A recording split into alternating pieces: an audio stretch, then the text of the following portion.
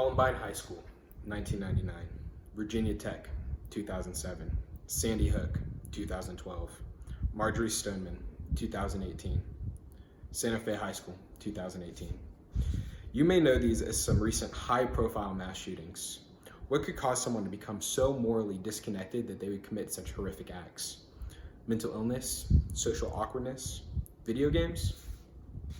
Many people are looking to violence in video games as the driving factor in real-world violence.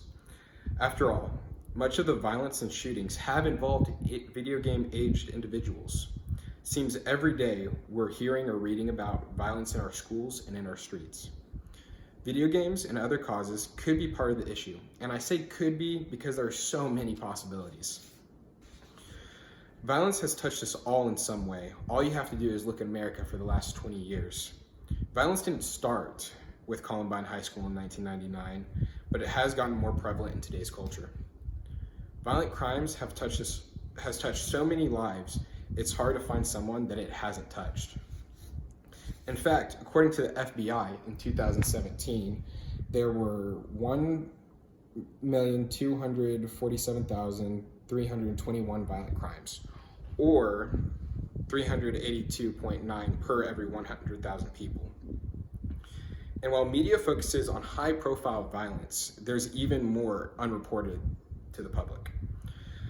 Violence has gotten so ingrained in our culture that some of the biggest movies have a significant amount of violence just to draw crowds. According to BoxOfficeMojo.com, in 2019, Avengers Endgame was the highest grossing movie of all time, bringing in almost $2.8 billion. In fact, the same source, 7 of the 10 all-time grossing movies deal with violence. Video games are not immune to the use of violence for sales either. From TheGamer.com, of the top 5 largest franchises in video games, Call of Duty and Grand Theft Auto are 4 and 5 respectfully. Video games have also gone from blocked images and Pong to realistic graphics that you wouldn't be able to differentiate between a movie. But it's hard to say what exactly leads to violence in the real world. With so many influences, we don't truly know what could set someone onto the path of violence. While many are pointing to video games, they're certainly not alone in the possibility of reasons in real-world violence. According to procon.org, 60% of middle school boys and 40% of middle school girls that played M-rated games hit or beat up someone in school, compared to the 39% of boys and the 14% of girls who did not play M-rated games. Income could also be a vital role in violence, as law enforcement is allocated to wealthier areas, leaving the poorer areas disproportionately covered. A study by JAMA Network, mental illness combined with substance abuse has also been found to increase the risk in violent behavior. Violence in our video games, in our movies, and just everywhere we look is certainly some cause for alarm.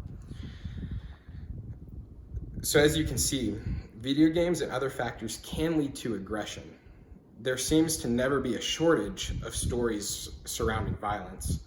Violence doesn't appear to be based on any one single factor.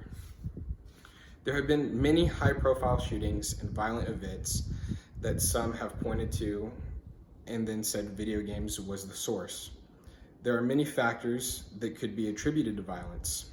The only one thing all violent events have in common is that no one made the individual or individuals do anything, but they were acting upon their own free will. Thank you.